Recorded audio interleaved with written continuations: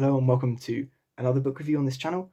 Today I'm going to be reviewing Michael Pollan's weird and frankly wonderful How to Change Your Mind.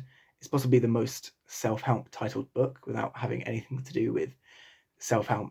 And I actually read this book for a university essay that I was writing a few months ago. And that will sound weird when you realise I'm a business student and you find out what the book is about, but I'll leave that for a little bit. But Michael Pollan is probably best known for his book, An Omnivore's Dilemma and In Defense of Food. But this book lives up to the theme that runs through all of his books, that he has to try it before he'll write about it. And this is kind of best shown in a book he wrote quite a few years ago now called A Room of One's Own, or A Room of My Own, I think it's called. And this is about him building a writing shack in his garden. And that kind of mirrors itself in this book. He tries everything he talks about, he has tried, and got a whole collection of first person experience from himself and also from people he knows and people he's met along the journey. But the main argument that he's trying to validate through this book is that there was a belief in the 1970s that psychedelics would be for psychiatry what the microscope is for biology and what the telescope is for astronomy, and that this belief is slowly coming back with the resurgence of psychedelic research. And he believes this is the case because our history of psychedelics is skewed and inaccurate, and so kind of by correcting that in the social understanding, in the zeitgeist, that is what will drive forward the revolutions in psychedelic research, especially for mental health. And really, we have no idea what would have happened if psychedelics weren't banned in the 70s. And the book explains this. It goes through the cultural history of psychedelics over the last 2,000 years up to the US, the ban that was placed in the 1970s on research into psychedelics when it was classed as a Class A drug, and then its subsequent revival and the research that's going on in some of the top institutions around the world. But the history, really, you kind of already know the names. You have Timothy Leary, who was famously described by President Nixon as the most dangerous man in America. Terence McKenna, who said obviously the famous quote, turn on, tune in and drop out, as well as Allen Ginsberg, a famous poet and one of the founding members of the Beat Generation, along with Jack Kerouac. But that is just one side of the history. Timothy Leary, whilst kind of portraying himself as this spiritual guide and leader, was, prior to this bizarre revolution, a Harvard researcher, and did some of the most famous research in the field at the time, especially looking into set and setting. And a lot of that research that happened back then was scientifically rigorous. A lot of it wasn't. There are amazing examples of researchers consuming the LSD or the other the other chemicals that they were trying at the same time. But really, a lot of the research today is just backing up, with properly controlled studies and potentially unbiased researchers. We'll get to that bit a little bit later. So really, we don't really know what would have happened if that 50 years of it being driven underground hadn't have happened. Pollan is quick to remind us that this isn't the first time that psychedelics has been suppressed. He draws parallels with the experience of the indigenous people of South America when the Spanish went to the New World. Psilocybin and other psychedelics were used traditionally during rituals there, and the Spaniards saw this as questioning the role of Catholicism. And Pollan draws this amazing comparison between the consumption of bread and wine during the Eucharist and then the consumption of psychedelics during a religious ritual. It must just have been night and day. Really, the psychedelics is often seen, depending on your viewpoint, as almost a direct and unmediated access to the divine, where the process of consuming bread and wine obviously is spiritual, but is a symbolic gesture. But Leary was just one side of the argument.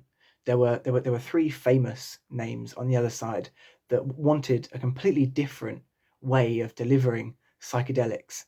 to the world. And they were Aldous Huxley, Alfred Hubbard, and Humphrey Osmond. Humphrey Osmond actually coined the term psychedelics as mind expanding. And they didn't want to turn on the masses like the others did.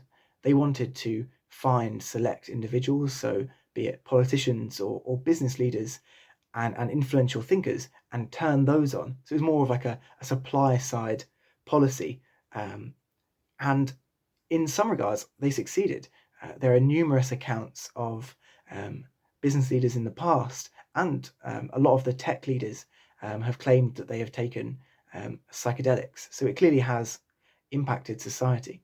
Pollan also draws upon the similarities and differences between the use of psychedelics to treat mental health and our current treatment paradigm of SSRIs and the traditional antidepressant and anti-anxiety medication. Obviously, SSRIs take months of treatment normally, and there is usually a ramping up of dosages, whereas on the other hand, LSD and treatment, when done with a psychotherapist with hours of prep and then hours of post-integration, it often only takes a few sessions, even for treatment-resistant PTSD, in a famous paper that was released a few years ago. Another difference is the way they work. So traditional antidepressants work on correcting a perceived imbalance of these chemicals in the brain, whereas LSD has the ability and power to change personality traits, things that psychologists have considered very, very rigid, almost impossible to change once you're in adulthood. Personality traits like openness and neuroticism can be changed after an LSD trip, which is, frankly amazing if that is impacting the quality of your life.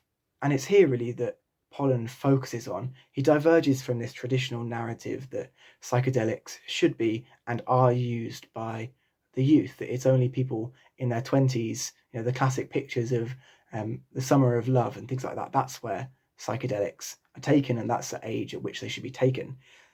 He prefers this idea that you should take them as you approach middle age, that it's the ability to snap you out of very intensely held characteristics. That's where its value is.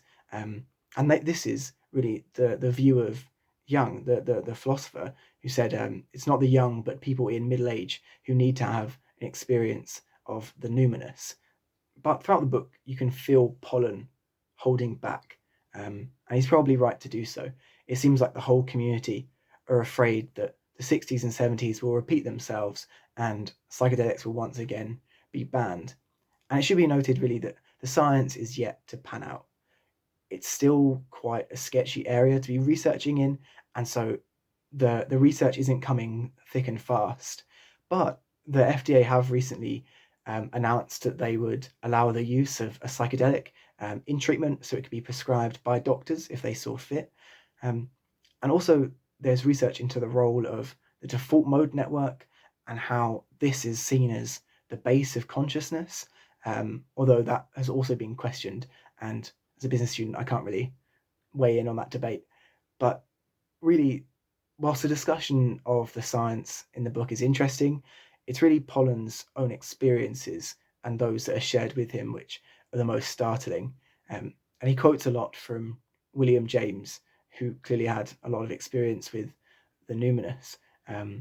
But these trips and these experiences are often described as ineffable, kind of beyond the reach of our language. We don't really have a vocabulary for what it means for your ego to die or for there to be complete time dilation. And from the books I've read about psychedelics and their effects, Pollan probably comes closest to really describing what it feels like. And as a reader, the closest you could probably get to these experiences without consuming them yourself.